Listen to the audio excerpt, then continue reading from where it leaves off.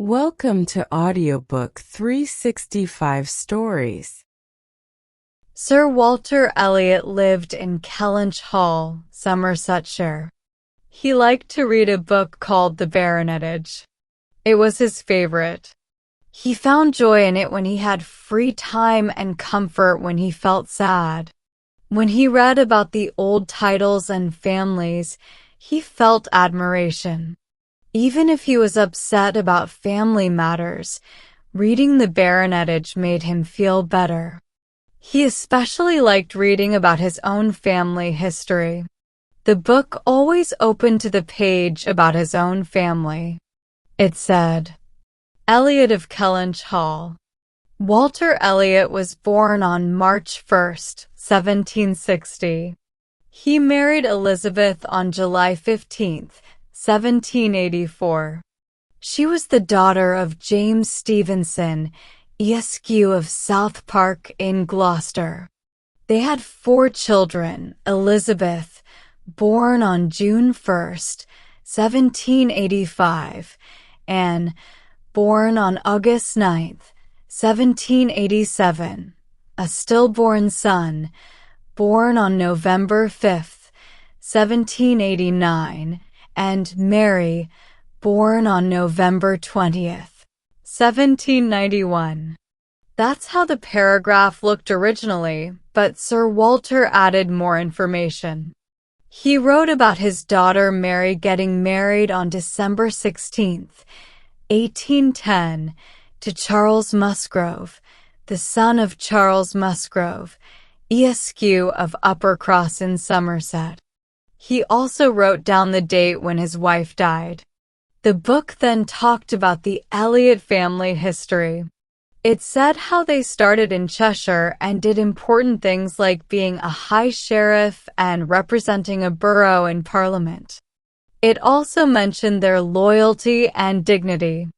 Sir Walter wrote some more about Kellynch Hall, where they lived.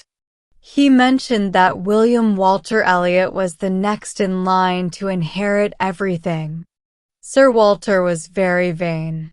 He thought he was very handsome even though he was 54 years old. He cared a lot about how he looked and his position in society. He believed that being handsome was almost as good as being a baronet. So, Sir Walter loved himself a lot. His good looks and his rank were the only good things about him. He didn't deserve a wife as good as Lady Elliot. She was excellent, sensible, and kind. Even though she made a mistake by marrying him when she was young, she never made any other mistakes afterwards. She tolerated his flaws, helped him become respectable, and took care of their family for 17 years. Even though she wasn't very happy herself, she found joy in her duties, friends, and children. She had 3 daughters, the oldest being 16 and the youngest 14. It was a big responsibility for her to leave her daughters to the care of their proud and silly father when she died. But she had a very good friend, Lady Russell, who lived nearby in Kellynch village.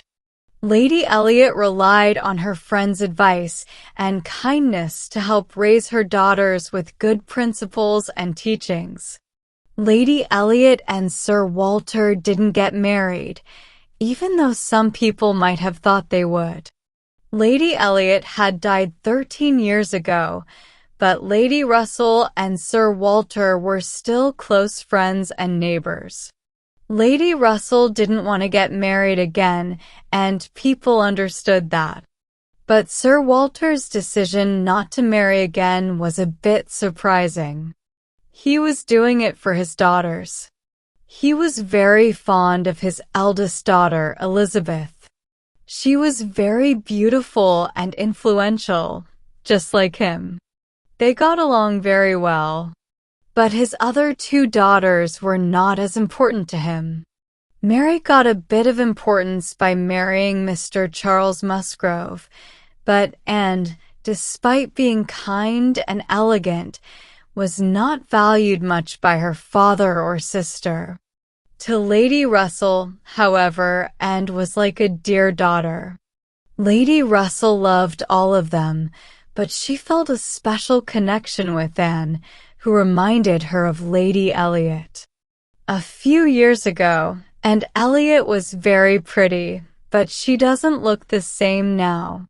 Her beauty faded early. Her father didn't admire her much, especially because she looked different from him. He didn't have much hope for her, even when she was younger.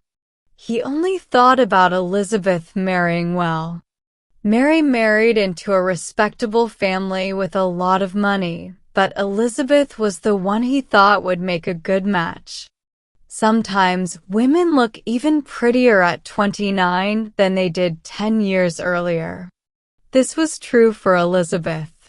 She was still as beautiful as she was 13 years ago. Sir Walter forgot how old she was and thought she and Elizabeth were still very attractive, even though everyone else was getting older. Anne looked tired, Mary looked rough, and Lady Russell had wrinkles on her forehead that bothered him. Elizabeth wasn't as happy as her father. She had been in charge of Kellynch Hall for 13 years. She made decisions and rules at home, and she led the way in social events. She remembered all of this and knew she was 29. She still felt as pretty as before, but she worried about getting older. She hoped a baronet would propose to her soon. Then she could enjoy reading her favorite book again without feeling upset. She had been disappointed before, especially by William Walter Elliot, who was supposed to marry her according to her father's wishes. When Anne was young, she thought she would marry William Walter Elliot, who would become a baronet if she didn't have a brother. Her father also wanted them to marry. They didn't know him when he was a boy, but after Anne's mother died, her father tried to become friends with him. Even though William wasn't very warm at first, her father kept trying to befriend him, understanding that young people can be shy. During a trip to London, when Anne was young and beautiful, William was introduced to her. At that time, William was studying law and Anne liked him a lot. He was invited to their home, but he never came. The next spring, he was seen in town again, and everyone thought he would come visit them, but he didn't. Later, they found out he had gotten married to a rich woman who wasn't from a noble family. Anne's father was upset about this. He felt like William should have asked him before getting married, especially since he had publicly shown support for William. He mentioned they were seen together in a couple of places. Anne's father expressed his disapproval, but William didn't seem to care. He didn't try to apologize and didn't want to be part of their family anymore. So, they stopped being friends with him. Elizabeth was still angry at Mr. Elliot, even after several years. She had liked him because he was her father's heir, and she thought he would be a good match for her. She couldn't think of anyone else who would be as suitable for her as he was. But he had behaved very badly, and even though Elizabeth was wearing black ribbons for his wife, she couldn't forgive him.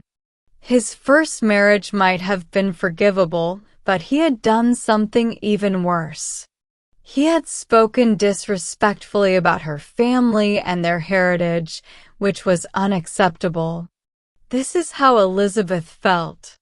She had to deal with these feelings while living a quiet and elegant life in the countryside. There wasn't much excitement, and she didn't have many useful skills to occupy her time. But now, Elizabeth had another worry on her mind.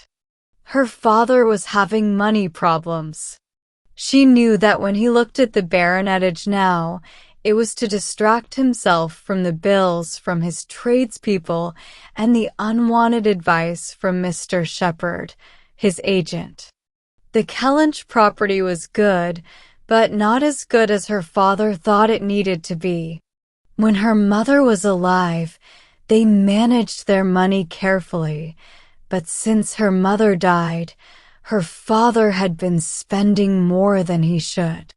He couldn't spend less because he felt like he had to keep up appearances, but even though he wasn't doing anything wrong, he was getting deeper into debt. He couldn't hide it from Elizabeth anymore. He had hinted at it last spring in town, asking if there was anything they could cut back on, but Elizabeth couldn't think of anything more they could do beyond cutting back on charity and not buying new furniture for the drawing room. But even these measures weren't enough to solve their money problems. Sir Walter had to tell Elizabeth the full extent of their financial troubles. Elizabeth didn't have any better ideas. She felt like she was being treated unfairly, and she didn't know what to do to reduce their expenses without giving up their dignity or comfort. Sir Walter couldn't sell much of his land, and even if he could, it wouldn't solve their problems. He had agreed to mortgage some of it, but he refused to sell any of it. He didn't want to bring shame to his family name. He wanted to pass on the Kellynch estate to his children just as he had received it. They asked their two close friends, Mr. Shepherd and Lady Russell, for advice. They hoped that one of them would come up with a solution to their money problems without them having to give up anything they enjoyed.